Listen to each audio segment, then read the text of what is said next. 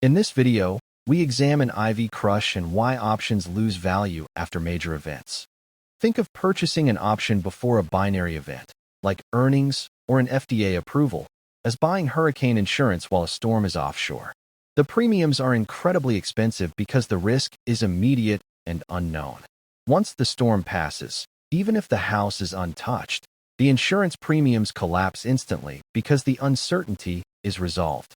This phenomenon is known as IV crush, the rapid deflation of extrinsic value once news becomes public.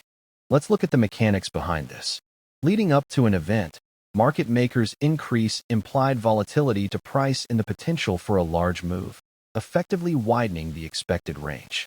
The moment the event occurs, the potential move becomes the realized move.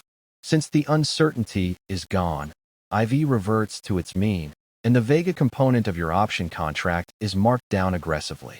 This leads to the classic Vega Trap, where you get the direction right, but still lose money. Suppose you buy a call option because you expect a good earnings report. The stock rises 3%, which gives you positive delta.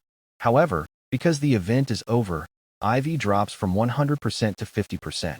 The massive loss in extrinsic value via Vega often overpowers the gains from the stock's price movement, resulting in a net loss.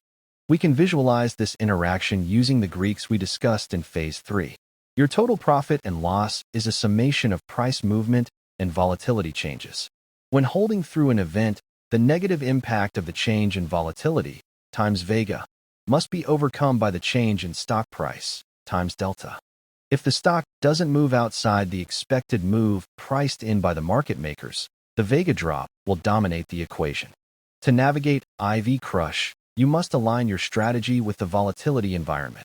Avoid buying naked calls or puts immediately before binary events unless you expect a move significantly larger than the market implies.